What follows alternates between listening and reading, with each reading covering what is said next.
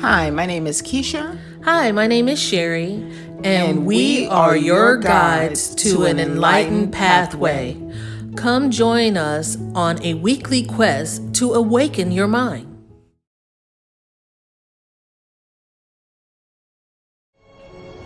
Is there something you want to say to me? I'm sorry. My responses are limited. You must ask the right questions. Why would you kill yourself? That, detective, is the right question. Program terminated. Okay, so we have this question of why. Why are we having the difficulties and challenges in our life that we have?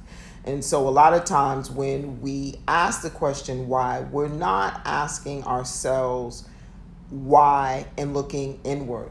We are still looking to external, factors, people, jobs, situations, experiences with others as to why we're having these issues. And so we need to take a better, deeper look within and ask the right question, which can even take us back to, our childhood.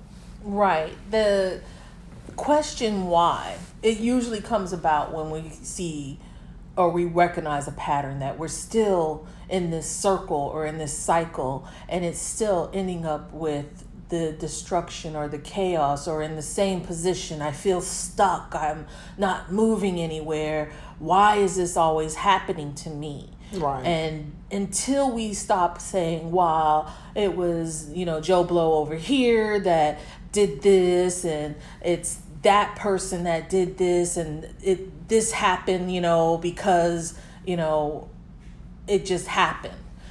It's Right. not until we figure out that we are the common denominator in everything that is going on In our lives. And ultimately, we are the only thing that we can control. And we Right. are the only thing that we can truly change. Mm-hmm. We can't change Joe Blow over here Right. because he's going to do whatever he wants to do. Right. And the only thing that we can change is why are we thinking the way we're thinking? Why are we developing the patterns that we're developing? It's a belief system that we've developed ever since childhood. Right. It's a belief system that becomes a stronghold. It's believed so strongly without anything to combat it. Right. That we subconsciously operate on it, and it leads to the same outcome. Not until we start saying, what am I doing? Right. Why am I doing this? Mm-hmm. Why do I keep choosing the same person that is going to hurt me? I know how they're going to hurt me. I see the pattern. I see it in Tom, Larry, or Sally and Sue and Mary. I see the same characteristics, and that's what I'm attracted to. But why am I attracted to it? And what's gravitating me? Yeah. Yeah, and it's like a belief system that was brought in as a child when we saw our mothers and our fathers, and we tried to explain to ourselves what was going on because we weren't told as a child what was going on. Right. Because we were told, no, you're too young, or you won't they didn't think we would understand it because we were thinking of it as a child. Right. And because they weren't telling us what was going on, because we didn't know, we had to fill in the blanks ourselves. So we had some half-truths, which is ultimately a lie. Right. That we're believing on. And then we have the survival mode. So this is going on, so this is what I do. And that's the reaction, and it's a habit that we formed, and we just do it automatically. Not even saying why, because as a child I did it and it worked. Exactly. And so the perspective that we have as a child is nowhere near adequate if you're going to function off of that same perspective and storyline throughout adulthood. I mean, that's crazy. Yeah, that is. And it's and it's so deeply rooted. It's what the Bible calls as a stronghold, which ends up being a generational curse because it's passed down. It's a cycle that goes through family, through the mother, through the daughter, to the son, to the, Right. grandson. Each generation. It's passed down, and it could get even, worse or stronger, or, it's just a development belief system that is in your mind. Also in the Bible, it says that the mind is the battlefield. The mind Right. is where we have to question what is going on. Even it says that, your belief, your faith is your belief. It's what you Right. hope for. Right. And if you have a strong belief, it can move mountains. Exactly. So imagine how dangerous a belief system can be in an untruth. Exactly. And you carry that forward and you don't challenge that belief, because that is something that you've held dear to everything that you know.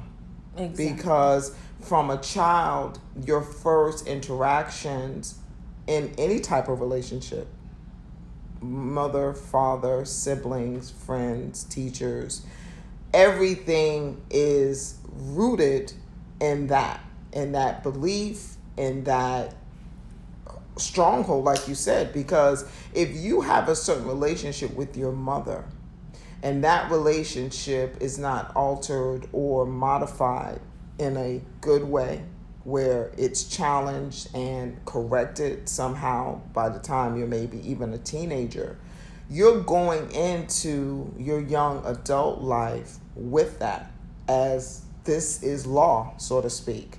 So then now you're going into having relationships with others outside of mom, dad, siblings, that's more permanent and really going to shape the main part of your life, which is your adult life.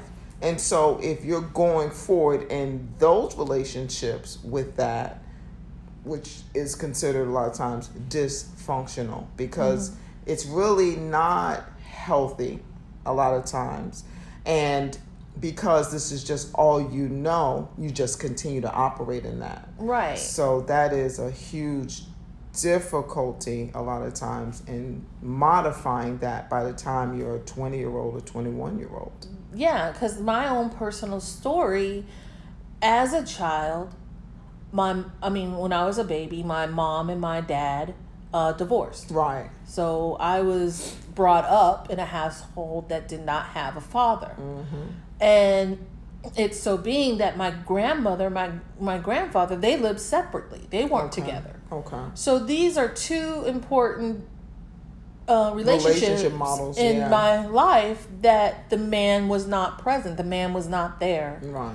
And most of my friends, they did not have the father there either. Okay. It was only seldom that I saw that a father was there. So I developed a belief system that men do not stay. Okay. So I had a lot of short-term relationships when it started being with me being with a man. Okay. Or with a guy. Right. I was like, okay, he's here for a short time. Let me have fun. I always had a next person, or a next person would come along, and I would be like, okay, we had fun next. And I sometimes would sabotage. I'm like, okay, when is he leaving?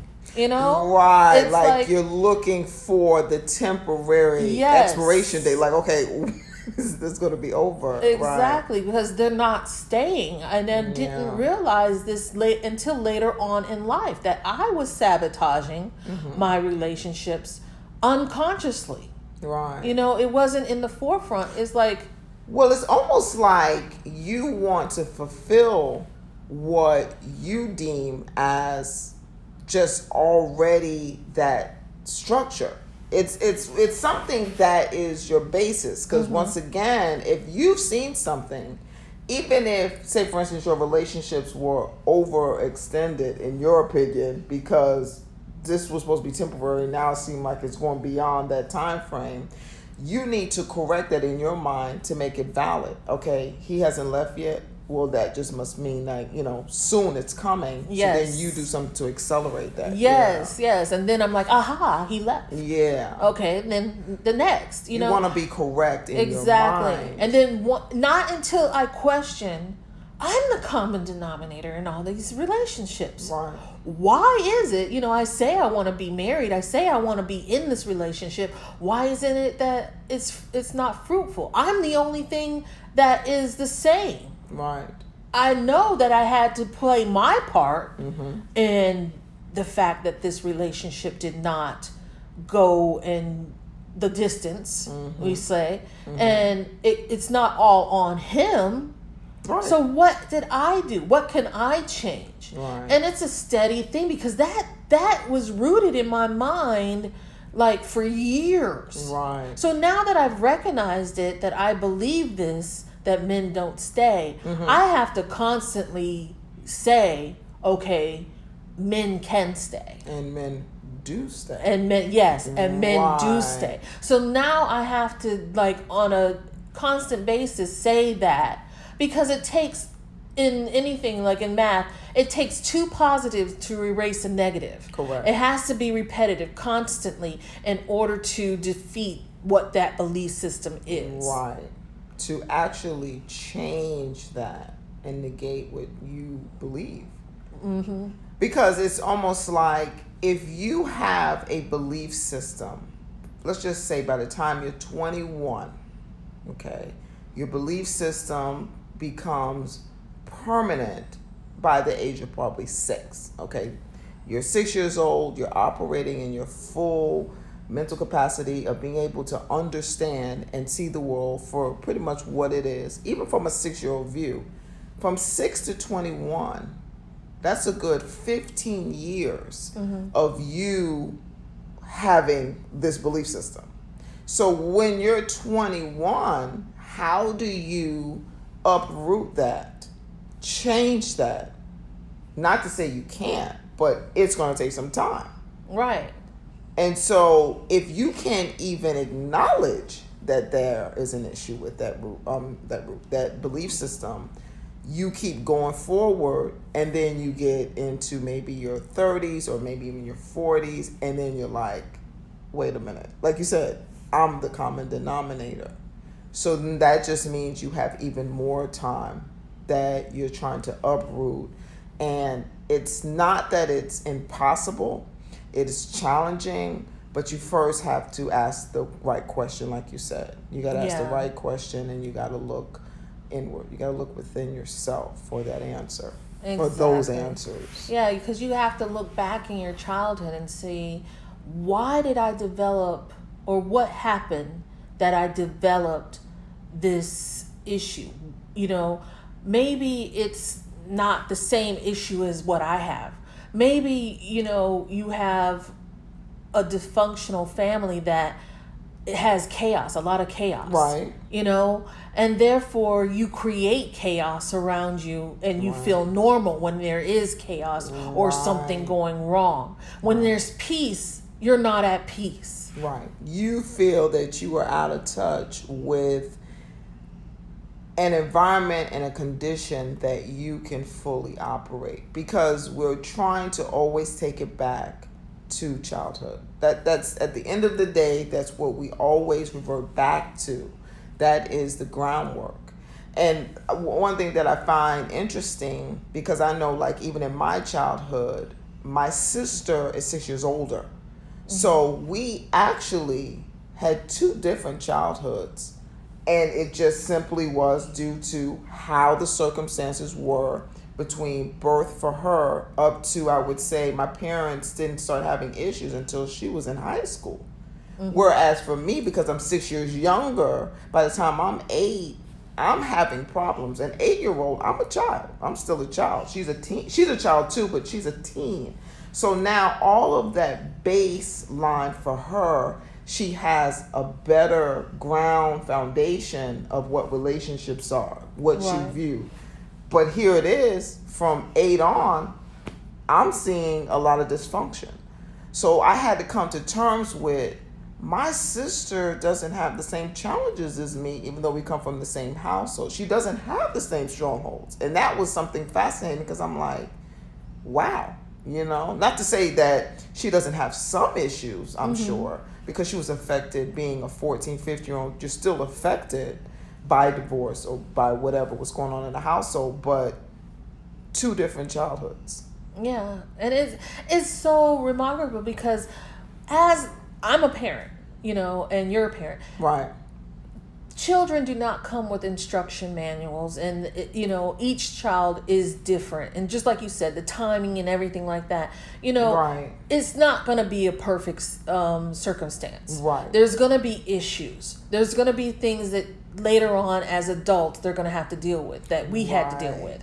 Right. And there is resilience, things that happen that can counteract whatever might have been, but we still develop these stories in our heads that relate to relationships, not only in boyfriend, girlfriend, husband and wife, it's also in family relationships. Right. It can also be within friendships. Right. Our boundaries that are developed in childhood, our socialism. Exactly. And even our attachment styles. Exactly. Because when we were looking over the 4 attachment styles, it's so funny because I know how I am. I can articulate that I know I have certain tendencies and ways that I approach my way of attachment.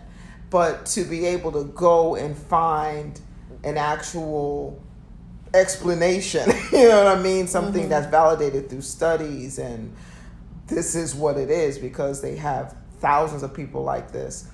When I found out, okay, yeah, I'm in the fearful avoidant, it makes perfect sense, and coming from a childhood where there was abandonment and having that relationship for the first 8 to 9 years, which was so good with my father, and then all of a sudden, here it is, he's disappearing for weeks at a time. So it made sense when I started to delve in and realize this is the type of attachment style I have, but better yet, this is how I got to be like this and have this type of attachment style. Right. And so a lot of people need to even look into, okay, going back to childhood, what was the type of emotional connection or sometimes disconnect they might have had with their parents, and look and confirm how they ended up with the attachment style that they have in their adulthood. Yeah, which we can do in a later weekly quest and see, give it that information. But it all starts with questioning why. Right. Why am I doing this? So what we want to challenge you all is to ask yourself the questions as to why you think and why you view the world and your relationships the way you do, and take that back to your childhood and make those connections as to what was your relationship with your parents? What was your relationship to your friends and extended family members? And just jot down some of why you may have the belief system that you have, because it ties into childhood. It ties into those relationships, even when you talk about in the community, okay, growing up, if you went to church, what type of ties and relationship did you have with, say, for instance, Christianity, or growing up in the church, whatever your religion may be? You need to look at those connections and those parallels, because that will answer a lot of why. Yes. Yeah. Yeah, because I was brought up in the Catholic Church, and I was going to a private school. Okay. And I mean, I had the nuns and everything, Right. where they smacked you Straight with the ruler. Catholic. They They will smacked crack you with the you ruler right on the that hand. hand. Yeah. So it's like, in those days, they basically were taught that, you need to follow the commandments. They were drilled. So you felt like you were guilty, you were a sinner, you were bad. Like coming into a situation, Yes. you're already judged. Yes, you're already judged, you're already bad, you're already guilty, and you can never live up to the expectation of what is, that they're telling you that you have to live up to. Right. So you pretty much are destined to fail. Exactly. It's a setup. And so with you saying that is another aspect where if you're looking at being okay, so you're going to school in these conditions and under this judgment. Yes. Then that is your belief. Your mother, is taking you to church, of course, too, and you're going to the Catholic Church. So that has to be a huge part of how your life is shaped, how your view of the world, I should say, too, is shaped. Yes. And how do you, if you're doing that up to, say, for instance, okay, even if you did it up to just high school, right? Yes. You're in your late adolescence, so you're at least 16, 17, 18 years old. All of these years, you have to unravel that. Even if you did come to this full awakening at 18, that's a lot of years to unravel and, come to terms and then modify and make the changes to go forward and come from underneath those. I would say those were some huge constraints because you end up having a low self-esteem because you're told that you are guilty, you're a sinner, and it didn't offer me I didn't understand what Jesus did on the cross, until very later on that he took on my sins. Right. That believing in him, I'm renewed. I'm judgment. I'm righteous, Right. but all this time as a child, when they're talking about it, and what they emphasize is that you're a sinner. You have to follow the commandments. Right. You have to, and it's, you're being spanked on the hand, and it's just a lot of judgment and a lot of negativity. Yeah. And it's a conditional type of love and acceptance, and as a child, you should be given unconditional love for one, right? But you should not have to be placed under that level of pressure because it has to be pressure. Your children, all we know is, okay, we want to just do good, be happy, you know what I mean? And so if you're under the pressure of, well, you have to do this, this, and this in order to be considered good, and then you're not even going to be worthy until you do this, and this. It's right. Like, well, damn, I'm only 7. Exactly. So that's too much pressure. Yes. Yes. And yeah, so basically we always need to go back to asking ourselves why and not being afraid of what the answers may be, because it's only through finding those answers and coming to a full understanding of, okay, this is what it is. It is what it is. However, change is always there. You can always change, but you have to be open. You have to be open to change, and that's another area that we can delve into in one of our other videos. But to be honest, I mean, we're just sometimes going to be afraid of change, but if we can get past that. Yeah, because you have to get to the deepest root of, and it is usually based in fear. Right. And, anger is based in fear. Right. It's just like a sub symptom. It's like an extension, because if you are fearful, most of the time you're going to mask that, or try your best to mask it. Right. With numerous things, but like you said, the anger part of it. And it's, you got to get past that in order to figure out what it is that you are believing that is making you fearful, because it's probably more than likely based in a childhood belief system that's a half truth. Right, and that experience from childhood. And so when we're looking at things, when we're children, that was another thing that dawned on me. I'm like, we're a child. We're looking at it from a child's perspective. That limitation in itself, you know what I mean? It's like, it's a limitation. So if you're utilizing that same belief system from childhood, you're already starting out limiting yourself when you're an adult. Yeah. You know, it's not like you're forming, not like you're forming these outlooks as a young adult. You're forming it as a 6 and 7 year old. Really? That's a limitation right there.